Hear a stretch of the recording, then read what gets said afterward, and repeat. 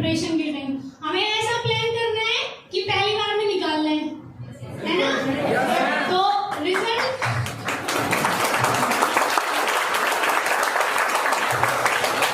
मतलब रिजल्ट चाहे कुछ भी हो वो बाद में देखा जाएगा, लेकिन हमें प्लान ऐसा ही बनाना है कि पहली बार में निकालना है। ठीक है, तो मैं कुछ की फैक्टर्स मतलब जो मुझे लगता है कि इम्पोर्टेंट है मैं आपको बता देती हूँ। देखो सबसे पहले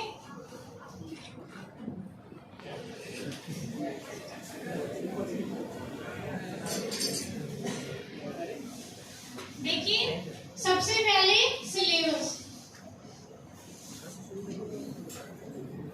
पढ़ा होगा आप सबने? प्रिंट आउट निकाल लिखा है या साइड से पढ़ा है? बस हाथ से लिखा है? हाँ ठीक है। तो सबसे पहले क्या करना है? सिलेबस। मैंने सिलेबस वेबसाइट से निकाल के और अपने हाथ से लिखा था।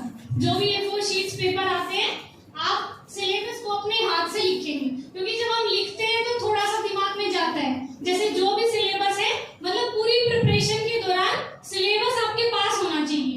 आप एज प्रीवियस ईयर क्वेश्चंस पढ़ रहे हैं, आप मेंस के आंसर राइटिंग कर रहे हैं, प्रीलिम्स के सोल्व कर रहे हैं, कुछ भी कर रहे हैं, या आप अपना रिवीजन कर रहे हैं या आप अपनी पढ़ाई कर रहे हैं, सिलेबस हमेशा आपके दिमाग में होना चाहिए। मतलब कुछ कुछ तो आपको याद होना चाहिए। जैसे GS3 का फर्स्ट संसाधन, विकास, अर्थव्यवस्था, ये सब मतलब आपको याद हो जाना चाहिए एकदम। तो सिलेबस सबसे मेन है। सबसे पहले आपके पास सिलेबस अपनी राइटिंग में होना चाहिए। ठीक है, आप सब अपनी राइटिंग में सिलेबस लिखेंगे। उसके बाद दूसरा मुझे लगता है प्रीवियस ईयर क्वेश्चन पेपर्स।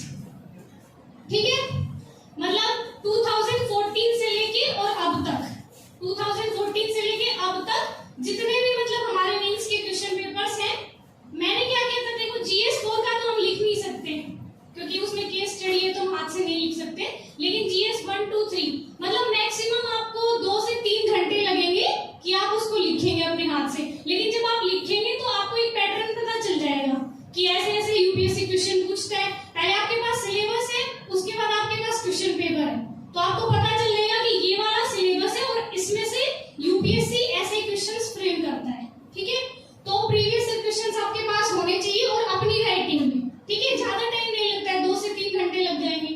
ठीक है, लेकिन उससे आपके मतलब आपको एक आइडिया हो जाएगा मोटा मोटा कि मतलब ऐसे मतलब UPSC ऐसे क्वेश्चंस पूछता है।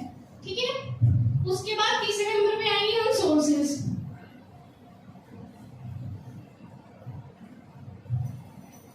सोर्सेस देखिए, मैंने कोचिंग नहीं की थी तो शायद मैं आपके मतलब कंटेंट के बारे में शायद हो सकता है मोर देन इनफ हो, तो मैं पर्सनली नहीं बता पाऊंगी कि वो कंटेंट मतलब कैसा है। लेकिन मुझे ऐसा लगता है एक बार जो आपको कंटेंट मिल गया आप उस पर स्टिक रहिए। मतलब ज्यादा रिसोर्सेज कलेक्ट करने के चक्कर में मत पड़िए। वो ही ध्यान रखना है, एक साल में करना है ना, तो ज्यादा रिसोर्सेज पढ़ेंगे तो मुझे लगता है कि थोड़ा सा वो बिखर जाता है। फिर अपने रिसोर्सेज जितने ज्यादा हो सके कम रखिए, मतलब जितना आप कम रख सकते हैं उतना कम रखिए, क्योंकि ज्ञान मतलब ज्ञान ऐसे नहीं है कि मेरे से ज्यादा बहुत ज्यादा ज्ञानी लोग हैं यहाँ, लेकिन नहीं हो पाता है। बस हमें क्या करना है कि जो UPSC की डिमांड है उसके हिसाब से तैयारी करनी है। ठीक है, तो रिसोर्सेज ज्यादा कलेक्ट नहीं करने, थोड़े रिसोर्सेज रखने हैं, लेकिन मल्टीपल टाइम्स रिवीजन करना है। तो रिसोर्सेज आपके पास होंगे ही। मेरे रिसोर्सेज मैंने बता दिए हैं बहुत जगह, तो आप मतलब देख सकते हैं। लेकिन बस ऐसे नहीं कि ये भी ऐसा होता है कि हम देखते हैं कि सामने वाला ये पढ़ रहा है, हमने नहीं पढ़ा तो हाय क्या हो जाएगा। ठीक है, ऐसे नहीं।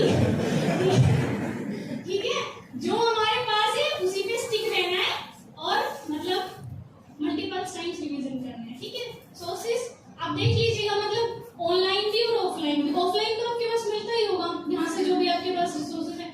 ऑनलाइन एक दो वेबसाइट है वो मैं आपको बता दूंगी, जैसे आप राज्यसभा देख सकते हैं। लेकिन देखिए मैं बता दूंगी बहुत सारे रिसोर्सेज, लेकिन होता नहीं है कुछ।